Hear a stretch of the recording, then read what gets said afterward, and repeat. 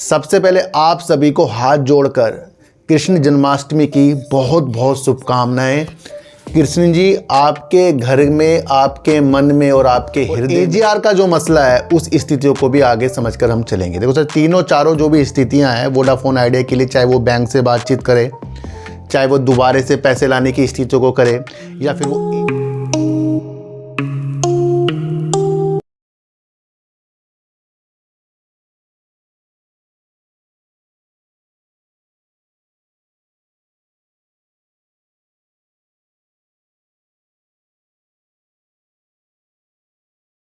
नमस्कार, मैं स्वागत करता हूं आपका अपने ही चैनल पर जिसका नाम है सार्थक बाजार से। आज बात करेंगे वोडाफोन आइडिया की। वोडाफोन आइडिया का आपको पता है रिजल्ट आ गया है। रिजल्ट से उसकी संभावना को तलाशेंगे और वोडाफोन आइडिया भैया अपनी ऋण माफ़ी के लिए वर्क कर रहा है और पैसा जुटाने के लिए एफपीओ या अलग अलग माध्यम से चीज़ें बता रहा है। उस नीतियों को हम समझेंगे। सरकार सबसे बड़ी इसके अंदर है, करीब 49% करीब की सरकार इसके अंदर है। और एजीआर का जो मसला है उस स्थितियों को भी आगे समझकर हम चलेंगे। देखो सर, तीनों चारों जो भी स्थितियां हैं वोडाफोन आइडिया के लिए, चाहे वो बैंक से बातचीत करे, चाहे वो दोबारा से पैसे लाने की स्थितियों को करे, या फिर वो एजीआर के मसले में सरकार से कुछ राहत प्राप्त करने की स्थितियों के साथ है, तो तीनों मकसद जो हैं वोडाफोन आइडिया इसके बिना अच्छा नहीं हो सकता। ये आप समझकर चलना है ना। तो उस नीतियों को आप समझेंगे। दूसरी नीति समझेंगे कि S&P ने करीब 18 साल बाद भारत की एक रेटिंग बढ़ा दी है। और ये रेटिंग वो होती है कि कोई सा भी देश की रेटिंग अगर कोई बढ़ाता है तो ये वो उस हिसाब की रेटिंग है कि क्या जो लिया गया कर्जा है उसको वो चुका सकता है। तो उसके अंदर एक अच्छे संकेत आए हैं और उस नीतियों को भी आज हम समझकर चलेंगे। सबसे पहले आप सभी को हाथ जोड़कर कृष्ण जन्माष्टमी की बहुत बहुत शुभकामनाएं। कृष्ण जी आपके घर में, आपके मन में और आपके हृदय में अच्छे संकेत अब से भेजना शुरू करेंगे, हम ऐसी आशा करते हैं।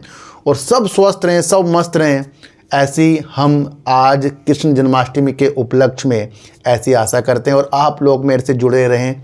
और जय श्री कृष्णा जो भी आप लिख सकते हैं, जय हिंद लिख सकते हैं, वो ज़रूर से ज़रूर कमेंट के माध्यम से आप लिखें तो मुझे ज़्यादा अच्छा लगेगा। तो फिर से आपको कृष्ण जन्माष्टमी की बहुत बहुत बधाइयाँ।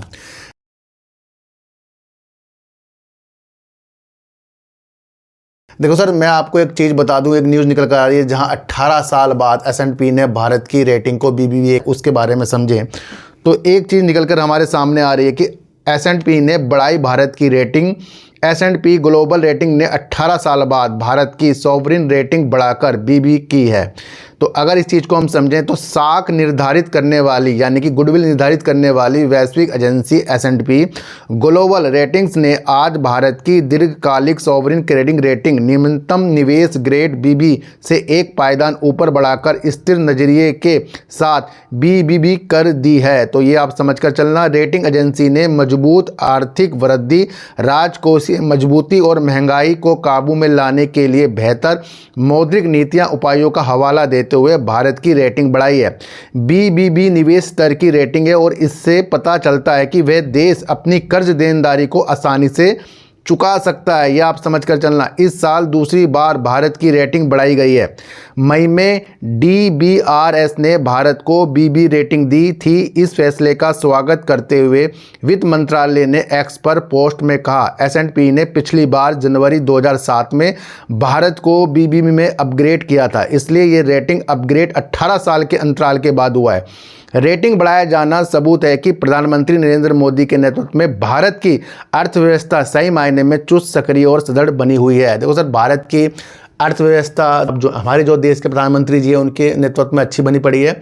और भारत जो है अर्थव्यवस्था के मामले में तीसरे पायदान के लिए भी संघर्ष कर रहा है।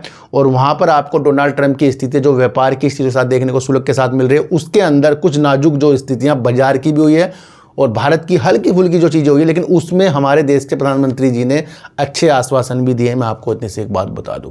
और अब ये रेटिंग बढ़ना इस बात की स्थितियां हैं कि भारत जो है एक मजबूत स्थितियों के साथ आ रहा है। तो ये ऐसी न्यूज़ भी हमें समझना पड़ता है जो अर्थव्यवस्था से संबंधित होती है। और अर्थव्यवस्था से संबंधित होगी तो भारत की जो कंपनियां हैं जो देश के अंदर अर्थव्यवस्था को मजबूत भी कर रही हैं, उनका भी अच्छा खासा संकेत हमारे देश के अंदर पड़ता है। तो ये आप समझ कर चलना। तो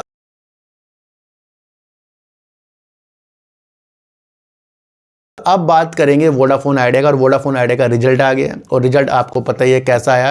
लेकिन अगर हम चीज़ों को और समझें तो वोडाफोन आइडिया की पहली तिमाही का घाटा बढ़कर 6,608 करोड़ हुआ। किशोर सीईओ के रूप में मुद्रा की जगह लेंगे, यानी कि इसके अंदर जो अक्षय मुद्रा जी थे वो अब बदल गए हैं और किशोर सीईओ उसके अंदर आएंगे, ये न्यूज़ के द्वारा बताया गया है। इसी बीच वीआई ने अक्षय मुद्रा के स्थान पर अभिजीत किशोर को 3 साल की अवधि के लिए अगला मुख्य कार्यकारी अधिकारी सीईओ नियुक्त किया है, जिनका 3 साल का कार्यकाल 18 अगस्त को समाप्त हो रहा है। वर्तमान में मुख्य परिचालन अधिकारी सीओओ किशोर 2015 से विभिन्न भूमिकाओं में कंपनी के साथ हैं। गुरुवार को बीएसई को दिए गए एक बयान में आदित्य बिरला ग्रुप की कंपनी ने कहा कि वह समयोजित सकल राजस्व एजीआर के भुगतान में राहत के लिए दूरसंचार विभाग डीओटी के साथ बातचीत कर रही है। कंपनी को मार्च 2026 के अंत से समान मासिक किस्तों ईएमआई में एजीआर का भुगतान करना है, तो ये आप समझकर चलना। अच्छा, वोडाफोन आइडिया ने आगे कहा कि वह ऋण माफ़ी के लिए ऋणदाताओं के साथ भी बातचीत कर रहा है।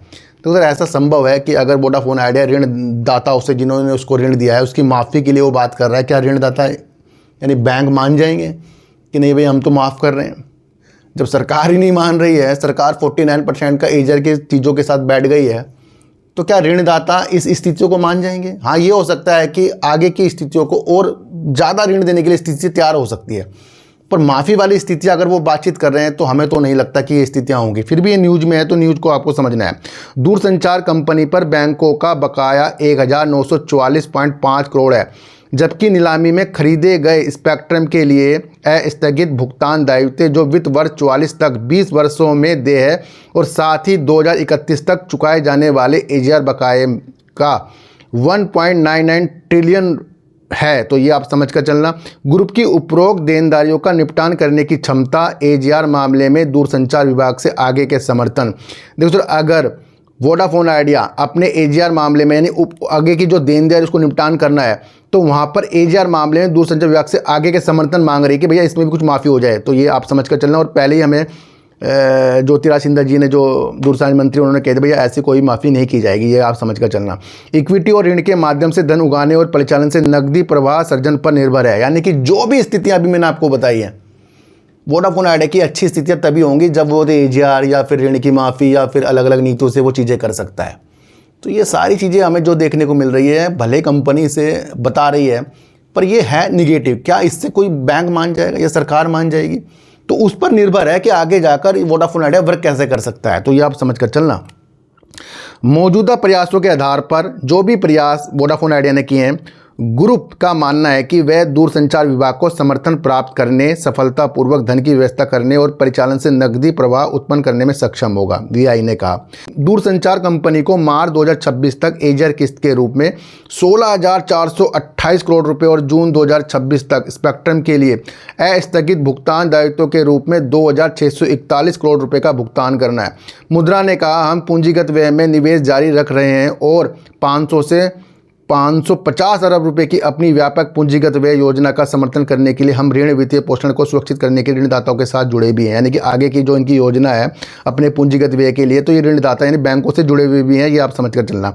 मार्च 2025 को समाप्त तिमाही में वोडाफोन आइडिया के बोर्ड ने एक और अनुवर्ती सामाजिक निगम यानी कि एफपीओ निजी नियोजन या किसी अन्य स्वीकार्य माध्यम से 20,000 करोड़ रुपए जुटाने की मंजूरी दे दी। यानी कि कंपनी ने 20,000 करोड़ रुपए की मंजूरी फिर से दे दी और 2024 में हमें देखने को ये मिला था कि 18,000 करोड़ रुपए का जो एफपीओ आया था, जो अच्छा खासा सफल हुआ था, जो करीब करीब 11 रुपये करीब शायद आया था, तो उसके अंदर भी हमें अब देखने को मिल रहा है कि शेयर करीब 7 से नीचे आ गया है।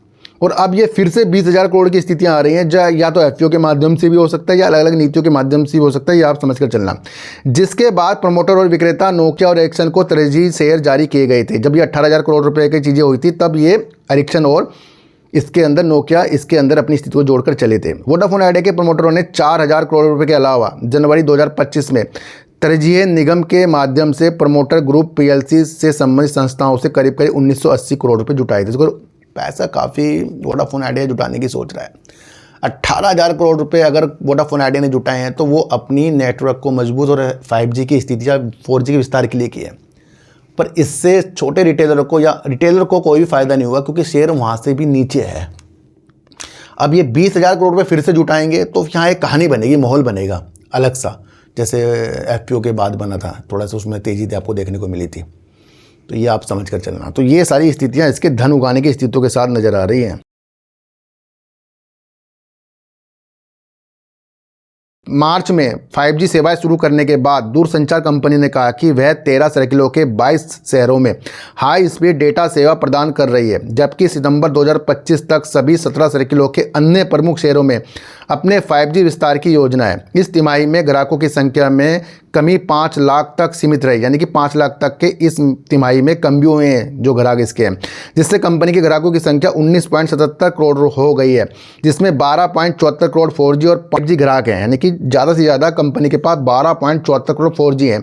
और अगर ये 5G में बदल जाए भैया, अगर सारे शहरों में अगर ये चीज़ें कर दें तो कहीं ना कहीं इसके ARPU भी बढ़ेगा और इसके पास ज़्यादा रिचार्ज भी होंगी, आप समझ कर चलना। वोडाफोन आइडिया ने आगे कहा कि AST स्पेस मोबाइल के साथ उनकी रणनीतिक साझेदारी का उद्देश्य उन दूरदराज इलाकों में direct to device satellite broad connectivity लाना है जहां कोई इसके लिए नेटवर्क नहीं हुआ। तो सर इस पर तो अभी काम ही हो रहा है, ये तो फ्यूचर की बात होगी, आप समझ कर चलना। इस वक्त वोडाफोन आइडिया का शेयर 6 रुपये 17 पैसे के चल रहा है। देखो सर, आज जो मैंने आपके लिए वीडियो बनाई है, अभी मैं आपका फंडामेंटल भी इसके अंदर चेक करेंगे, वहाँ से ये प्रतीत हो रहा है, मैं आपको फिर बता रहा हूँ, या तो ये FPO के माध्यम से 20,000 करोड़ रुपये जुटाने की जो मंजूरी दी है उसके अंदर वर्क होगा, या अन्य स्थितियों के साथ 20,000 करोड़ रुपये जुटाएंगे, वहाँ पर ये अपनी चीज़ों को मजबूत करेंगे।